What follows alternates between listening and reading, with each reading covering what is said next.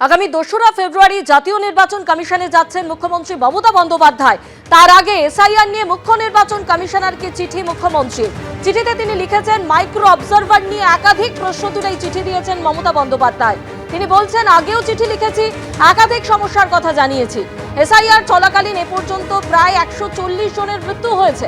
বিভিন্ন জায়গায় আইন শৃঙ্খলার সমস্যা তৈরি হচ্ছে। সম্প্রতি পশ্চিমবঙ্গে 8100 জন মাইক্রো অবজারভার নিয়োগ করেছে কমিশন। এটা নির্বাচন কমিশনের ইতিহাসে এই প্রথম মাইক্রো অবজারভার নিয়োগ করা হয়েছে। আইন তৈরি ছাড়া এই ধরনের মাইক্রো অবজারভার নিয়োগ করতে পারে না কমিশন। অন্য কোনো রাজ্যে এই ধরনের মাইক্রো অবজারভার নিয়োগ করা হয়নি।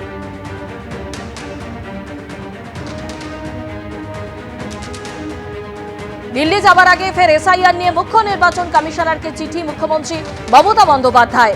মাইক্রো অবজারভার নিয়ে একাধিক প্রশ্ন তুলে চিঠি দিলেন মমতা বন্দ্যোপাধ্যায়। চিঠিতে তিনি লিখেছেন যে একাধিক সমস্যার কথা এর আগেও তিনি জানিয়েছেন চিঠি দিয়ে। এসআইআর চলাকালীন এ পর্যন্ত প্রায় 140 জনের মৃত্যু হয়েছে। বিভিন্ন জায়গায় আইন শৃঙ্খলার সমস্যা তৈরি হচ্ছে। সম্প্রতি পশ্চিমবঙ্গে 8100 জন মাইক্রো অবজারভার নিয়োগ করেছে কমিশন। এটা নির্বাচন কমিশনের ইতিহাসে এই প্রথম মাইক্রো অবজারভার নিয়োগ করা হয়েছে। বাজেট অধিবেশনে যোগ দিতে যাওয়ার আগে দিল্লিতে অভিষেক বন্দ্যোপাধ্যায় অমিত শাহর আক্রমণের জবাব দিয়ে কি বলবেন কলকাতা বিমানবন্দরে দাঁড়িয়ে দেখুন। যাকে পাশে বসিয়ে বলছে সেই তো সব থেকে বড় দুর্নীতিগ্রস্ত। যাই হোক, এগুলো প্রতি মাসে উনি একবার করে আসছেন এখন, যেহেতু নির্বাচন সামনে রয়েছে।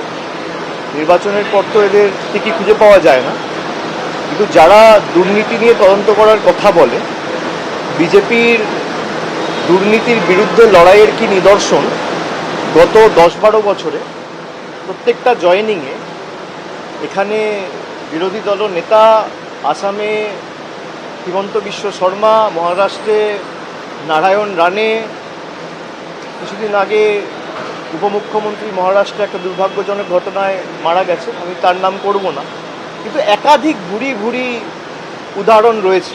যারা এই কথাগুলো বলছে তারা লোক হাসানোর জন্য এসব কথা বলছে। আর যারা বর্ডার সুরক্ষিত করার কথা বলছে, বিজেপির লোকসভার সাংসদ রানাঘাটের জগন্নাথ সরকার, তিনি বলেছেন বিজেপি ক্ষমতায় এলে বাংলাদেশের সাথে বর্ডার বিজেপি সরকারই তুলে দেবে। এটা আমার কথা না, এটা জগন্নাথ সরকারের কথা। তা অমিত শাহ কি জগন্নাথ সরকারকে শোকজ করেছেন? হয় অমিত শাহ ঠিক, নইলে জগন্নাথ সরকার ঠিক। যদি অমিত শাহ ঠিক হয় তাহলে জগন্নাথ সরকারকে শোকজ করা উচিত। আর যদি জগন্নাথ সরকার ভুল হয় আর অমিত শাহ ঠিক হয়, তাহলে স্পষ্ট করে বিজেপি নেতৃত্বের বলা উচিত। দুটোর মধ্যে তো একটাও হয়নি। কিন্তু লোক হাসানো ছাড়া আর কিছু নয়।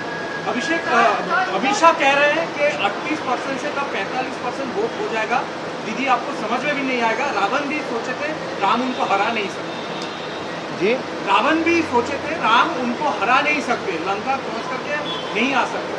अमित शाह ऐसा कह रहे हैं। भाई वो तो पिछला बार भी कहे थे कि 200 पार होंगे। जब लोकसभा के चुनाव था तब भी देश के प्रधानमंत्री खुद बोले थे कि सबसे अच्छा प्रदर्शन हमारा बंगाल से होंगे।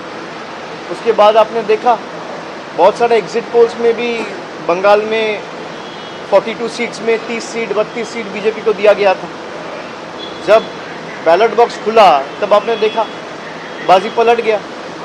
तो वो प्रेडिक्शन करेंगे, ये केडर को मोटिवेट करने के लिए एक उनका तरीका है, एक प्रयास है, वो करे, उसमें कोई दिक्कत नहीं है। लेकिन मैंने जो बोला है कि आप कुछ भी कर लो, बंगाल में तृणमूल को आप वीक नहीं कर पाओगे, क्योंकि आपने 5 साल 7 साल 10 साल में आप हर बार आते हो। हम लोग जा रहे हैं रिपोर्ट कार्ड लेके, आपका रिपोर्ट कार्ड आप बताइए ना, बंगाल के लिए आपने क्या किया। भाई अगर देश का गृह मंत्री आता है या देश का प्रधानमंत्री आता है, बंगाल के लोग तो खास करके जो बंगाल में रहते हैं वो तो यही चाहेंगे कि हमारे लिए क्या किया उसके रिपोर्ट कार्ड बताएं। भाई आपने कितना लोगों को घर दिया, कितना लोगों को रास्ता दिया, कितना लोगों को पानी दिया, कितना गांव में रास्ता बनाया, कितना पानी का प्रोजेक्ट में जल जीवन मिशन में आपका जो पैसा है वो आपने कितना छोड़ा, वो सब लेके तो कोई बात नहीं है, खाली घुसपैठ। भाई घुसपैठ का नमूना क्या है? अमर्त्य सेन। घुसपैठ का नमूना है झूलन गोस्वामी। घुसपैठ का नमूना है मोहम्मद शामी, दीपक अधिकारी। जो बीजेपी के नेता अमर्त्य सेन को नहीं छोड़ता है, हमारे यहाँ पे जो रेवोल्यूशनरीज है उनको नहीं छोड़ता है, उनसे आप क्या ही आशा रखिएगा। আজকে মতুয়ানি একই কথা বলছেন যে ভয় পাওয়ার কোনো কারণ নেই। 10 লক্ষ কোটি টাকা বাংলার সরকারকে দিয়েছে, কোথায় গেল সেটা প্রকাশ করুক, শ্বেতপত্রটা প্রকাশ করুক। 10 লক্ষ কোটি টাকা কি খাতে দেওয়া হয়েছে, আর গত 10 বছরে বিশেষ করে বিজেপি যবে থেকে ক্ষমতায় এসছে 2014 থেকে 2026 12 বছরে বাংলা থেকে তারা কত টাকা নিয়ে গেছে। আমি 7 বছরের একটা পরিসংখ্যান আপনাদের দিয়েছি, সেখানে আমি মানে অর্থবর্ষ ভেঙে ভেঙে ফিনান্সিয়াল ইয়ার ধরে ধরে আপনাদের বলেছি যে গত 7 বছরে বিজেপি বাংলার মাটি থেকে ডাইরেক্ট এবং ইনডাইরেক্ট ট্যাক্সের মাধ্যমে, ইনকাম ট্যাক্স জিএসটির মাধ্যমে আমাদের বাংলা থেকে খালি 6.5 লক্ষ কোটি টাকা নিয়ে গেছে। আমি তো তথ্য পরিসংখ্যান সামনে রেখেছি। আপনি কোথায় কত টাকা দিয়েছেন, আর 2021-এর নির্বাচনে আপনি হারার পর বাংলার কটা লোককে বাড়ি দিয়েছেন, কটা গ্রামীণ রাস্তা করেছেন, আর কটা 100 দিনের জব কার্ড হোল্ডারের ডাইরেক্ট ব্যাঙ্ক অ্যাকাউন্ট করে আপনি ব্যাঙ্ক অ্যাকাউন্ট ট্রান্সফার করে তাদের অ্যাকাউন্টে টাকা পৌঁছেছেন। আপনি শ্বেতপত্রটা প্রকাশ করুন। 10 লক্ষ কোটি না, আমি বলছি 5 বছরে এই 3-4টে কাজ যেটা বললাম 10 পয়সার হিসাব বিজেপি দিন। তারা 10 লক্ষ কোটি টাকা বলছে, তো আমি 10 পয়সার হিসাব চাইছি যে 21 থেকে 26 আপনি কটা 100 দিনের জব কার্ড হোল্ডারকে, যারা আবাস যোজনার প্রকৃত প্রাপক, অ্যাকচুয়াল বেনিফিশিয়ারি, যাদের আবাস প্লাস তালিকায় নাম ছিল, কজনকে ক পয়সা দিয়েছেন। 60% টাকা দেওয়ার কথা কেন্দ্র। আপনি গ্রামীণ রাস্তায় ক পয়সা দিয়েছেন গত 4-5 বছরে, আপনি আবাসে কত টাকা দিয়েছেন গত 4-5 বছরে, তালিকা প্রকাশ করুন না। মানুষের জলের টাকা এরা আটকে রাখে। জল জীবন মিশনে প্রায় 2525 কোটি টাকা এই বছরে আটকে রেখেছে, জল দেয় না। এসআইআর শুনানিতে হাজিরা অভিনেত্রী মিমি চক্রবর্তীর। কসবা চিত্তরঞ্জন গার্লস হাই স্কুলে আজ তিনি হাজিরা দিলেন। তার দিদিকেও শুনানিতে ডাকা হয়। বাবার নামের বানানে মিল না থাকায় শুনানিতে ডাক পেয়েছিলেন মিমি চক্রবর্তী। যারা লাইনে আছে তাদেরকে আগে করে নিন, আমি দেখছি। না না আপনি না না না না এটা করে নিন, আমি বাইরে গেলে হবে না। ঠিক আছে, আপনি ভেতরে এসে ইয়ারও তো বলা আছে। না না মানে যারা বেশ করছে তারা আগে।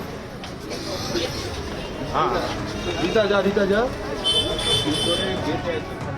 আমার বাবার নামের মধ্যে সোমেশ চন্দ্র চক্রবর্তী আছে, because that's the middle name of my grandfather, Shailesh Chandra Chakraborty, আর আমার ডকুমেন্টে সোমেশ চক্রবর্তী আছে। So that was a confusion there, আর ওটা মিটে গেছে, কারণ কি আমার সব ডকুমেন্টে পাপা এখন সোমেশ চক্রবর্তী ইউজ করে। সো ওটাই। আর যেহেতু আমার বাবা বাইরে চাকরি করতেন, সো কোন সময় ভোট দিতে পেরেছে না, ওটা পুরোটা ট্রেস করা আর কি, সেটা হয়ে গেছে। এবিপি আনন্দ, এগিয়ে থাকে, এগিয়ে রাখে।